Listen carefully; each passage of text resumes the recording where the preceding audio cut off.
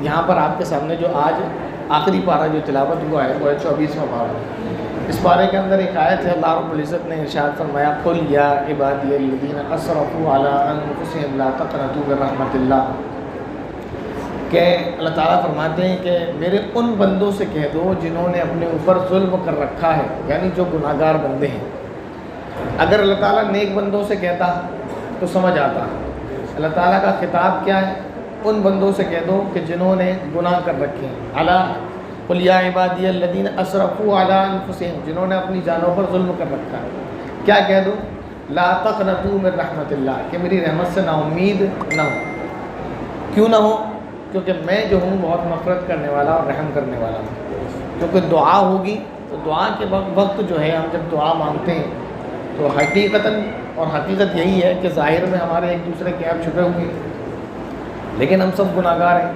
شیطان دونوں طرح سے حملہ کرتا ہے، اسی لیے دونوں طرح کی احادیث بھی ہیں، آیات بھی ہیں۔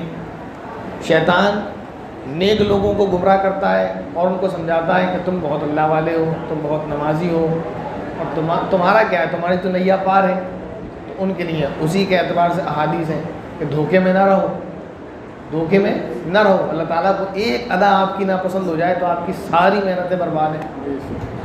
لیکن وہ آیات اور وہ احادیث کس کو سنائی جائے؟ وہی تو جو 5 وقت کے نمازی ہوں، گناہوں سے دور رہتے ہوں، لیکن ہم سراپا گناہ میں مبتلا ہیں، تو ہمیں تو وہ سنایا جائے جو گناہ گاروں کے لیے۔ بھئی نیک آدمی اپنی نیکی کے گمان میں راہ راست سے بھٹک جائے تو اس کو وہ آیات اور احادیث سنائی جائیں گی کہ بھائی نیکی کا گھمنڈ نہ کرو۔ لیکن شیطان دوسرا دھوکہ دیتا ہے جو ہر انسان کو اس وقت لگتا ہے کہ یار ہمارا کیا ہوگا، زندگی کے اتنے سال تو گناہوں میں کٹ گئے، اب کیا ہم بچ رہے ہیں؟ اب نہیں بچنے۔ اب اگر ہم معافی مانگ بھی لیں گے تو کیا مغفرت ہو رہی ہے ہماری؟ یہ ایک سوال ہے۔ کوئی بوڑھا ہو چکا ہے، اب وہ اس کا ارادہ ہوتا ہے کہ میں توبہ کروں، لیکن شیطان اس سے کہتا ہے جوانی تو کاٹ لی بہت مستی سے، اب بڑھاپے میں تو جا کے 4 آنسو بہائے گا، کیا بن گیا، بچ جائے گا؟ تو نہیں بچے گا۔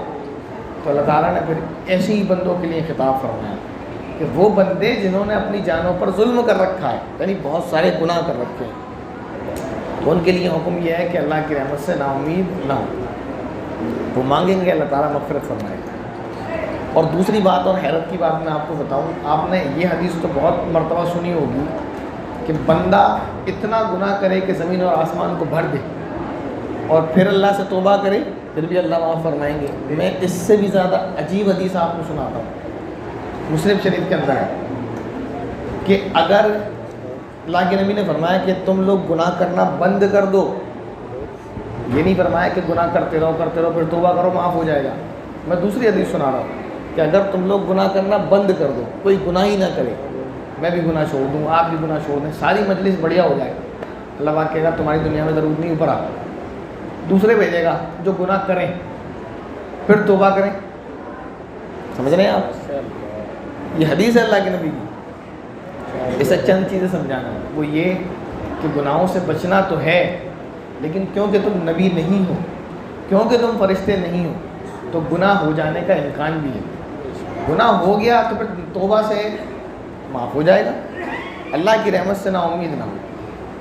اللہ تعالیٰ بھائی ایسا ہوتا ہے، شیطان میں نے بتایا دونوں طرح سے حملہ کرتا ہے۔ کسی کے ذہن میں یہ بات ڈالتا ہے ہمارے گناہ اتنے ہو گئے کہ ہم توبہ بھی کریں گے تو کسی کام کے نہیں، تو اس لیے اللہ کے نبی نے ایک تو یہ فرمایا کہ اتنے گناہ کر لو جو زمین آسمان کو بھر دے، حالانکہ یہ نہیں ہو سکتا۔ اب کسی بیچارے کو اس سے بھی تسلی نہ ہو تو اللہ کے نبی نے فرمایا اگر تم ایسے ہو جاؤ کہ گناہ نہ کرو تو اللہ تعالیٰ تمہیں ختم کر دیں گے، ایسی مخلوق پیدا کریں گے جو گناہ کرتی ہو پھر توبہ کرتی ہو۔ مطلب یہ ہے کہ گناہ ہو جائے تو اللہ کی توبہ جو ہے طرف توجہ کرنے سے اور اللہ تعالیٰ کی رحمت سے مایوس نہ ہو، یعنی آپ نے کتنے ہی گناہ کیوں نہ کر لیے، بس آپ معافی مانگو معاف ہو جائے گا۔ امام غزالی رحمۃ اللہ علیہ کا قول ہے، تقریباً غالباً وہ فرماتے ہیں کہ انسان، شیطان اور فرشتہ، اللہ تعالیٰ کی یہ 3 مخلوق ہیں، ان میں بڑا فرق کیا ہے؟ اگر کوئی گناہ ہی نہ کرے، اس سے گناہ ہی محال ہو کہ گناہ ہو ہی نہیں سکتا، وہ فرشتہ ہے، وہ کر ہی نہیں سکتے، اس لیے کہ اللہ تعالیٰ نے ان کے اندر یہ چیز رکھی ہی نہیں ہے کہ وہ گناہ کریں۔ مثال کے طور پر آپ کے پاس کوئی چھوٹا سا فون ہے جو ملٹی میڈیا نہیں ہے، تو وہ ہو ہی نہیں سکتا کہ اس سے آپ ویڈیوگرافی کر لیں، اس سے فوٹو کلک کر لیں، ہو ہی نہیں سکتا کیونکہ اس میں وہ چیز ہے ہی نہیں۔ تو گناہ کا مادہ اللہ تعالیٰ نے فرشتوں میں رکھا ہی نہیں ہے، تو فرشتہ تو کرے گا نہیں۔ اور شیطان جو ہے اس میں کیا فرق ہے کہ وہ گناہ کرتا ہے، گناہ کیا ہے، توبہ نہیں کرتا۔ انسان اور فرشتہ اور شیطان ان تینوں میں یہی فرق ہے کہ انسان گناہ کرتا ہے اور توبہ بھی کرتا ہے۔ فرشتہ گناہ نہیں کرتا، شیطان توبہ نہیں کرتا، اور انسان گناہ بھی کرتا ہے اور توبہ بھی کرتا ہے۔ ایک اور حدیث ہے، بہت عجیب اس کے الفاظ ہیں۔ اس حدیث میں یہ نہیں فرمایا کہ سب سے بہتر لوگ وہ ہیں جو گناہ نہیں کرتے، یہ فرمایا کہ آدم کی تمام اولاد گناہ گار ہے۔ ہر انسان جو ہے وہ گناہ کرتا ہے، چاہے وہ کبیرہ ہو جائے صغیرہ ہو جائے۔ الفاظ بڑے پیارے آگے کہ فرمایا سب سے بہترین گناہ گار وہ ہے جو توبہ کرنے والا ہو۔ یہ نہیں فرمایا کہ سب سے بہترین بنی آدم میں وہ ہے جو تو گناہ نہیں کرتا، یہ فرمایا سب سے بہترین گناہ گار وہ ہے جو توبہ کرنے والا ہو۔ تو اتنی احادیث ہیں، اتنی آیات ہیں جو ہمیں اور آپ کو تسلی دیتی ہیں کہ جو ہو گیا سو ہو گیا، گناہ ہو گئے تو ہو گئے، اب اس پہ توبہ کر لو، اللہ معاف کر دے گا۔ لیکن ساتھ ہی یہ بھی خیال کرنا ہے جو دوسری احادیث بھی ہیں، یہ بھی نہ ہو کہ آدمی سوچے کہ تو معافی اتنی آسانی سے مل جاتی، پھر کیا؟ دیکھیں معافی بھی آسانی سے مل جاتی ہے، پکڑ بھی آرام سے ہو جاتی ہے۔ مان لیتے ہیں چوراہے پر پولیس کھڑی ہے، من ہے پولیس کا، نہ پکڑے تو نہ پکڑے، آپ کا ہیلمٹ بھی نہ ہو، گاڑی میں 4 بٹھا لو، ٹھیک ہے نہ پکڑے، اور من کرے آپ ہیلمٹ بھی پہن لیں، گاڑی کے کاغذ بھی ہوں، ڈرائیونگ لائسنس بھی ہو، جوتے بھی پہنے ہو، سب کچھ ہو، کچھ نہیں تو آپ اس کا گاڑی کا وہ کہے گا پردوشن کا چیک اپ کرایا آپ نے، کتنا دھواں چھوڑ رہی ہے آپ کی گاڑی؟ نہیں کرایا۔ کتنے لوگ کراتے ہیں؟ سائڈ میں آ جائیں، بس جب پولیس کو پکڑنا ہے تو کوئی بچا نہیں سکتا، اور جب اسے چھوڑنا ہے تو آپ نے تجربہ کیا ہوگا 4 لوگ بیٹھے ہوتے ہیں، جا رہے ہیں جانے دے۔ یہ انسان کا حال ہے، تو پھر خدا کی ذات کا کیا حال ہے؟ جب اللہ تعالیٰ کہہ رہا ہے میں معاف کر دوں گا تو کر دوں گا، اور اگر تم اپنے پہ اتراؤ گے تو پھر اللہ تعالیٰ اگر پکڑنے پہ آ جائے تو پھر کوئی بچانے والا نہیں ہے۔ تو اس لیے یہ قیمتی گھڑیاں ہیں، زندگی جیسی بھی گزر گئی، اسے بھول جائیں، بالکل بھول جائیں، یہ سمجھے گناہ ہوئے ہی نہیں تھے، توبہ کر لیں اور یقین کر لیں اللہ نے معاف کر دیا، کوئی گناہ نہیں ہوئے تھے، ہم بالکل پاک صاف اٹھ کر یہاں سے جائیں گے۔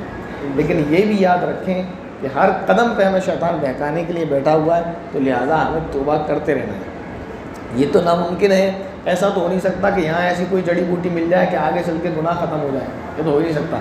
گناہ تو ہوں گے، لیکن کم سے کم اتنا ہم کریں کہ اپنی ذات کے اعتبار سے پوری کوشش کریں کہ ہم سے گناہ نہ ہو، جان بوجھ کر گناہ نہ کریں۔ جان بوجھ کر گناہ کرتا ہے بندہ تو پھر توبہ کے بھی چانسز نہیں رہتے، اور جب توبہ نہیں کرتا اور خطا کار مر جاتا ہے تو پھر وہی حساب ہے، گاڑی میں سب کچھ ہوا، آپ کے پردوشن والا کاغذ نہ ہو تو پکڑ ہو جائے گی، اور آدمی گناہ سے بچتا رہے اور انجانے میں گناہ ہو جائے تو پھر وہ ایسے ہی ہے کہ 4 بھی بٹھا کے لے جا رہے ہیں، پر اس کا من ہے چھوڑ دیا تو چھوڑ دیا۔ اس لیے دعا کریں انشاءاللہ اللہ تعالیٰ سے پچھلی زندگی کے لیے اور اگلی زندگی کے لیے ارادہ کریں اور مکمل کوشش کریں کہ اللہ رب العزت گناہوں سے محفوظ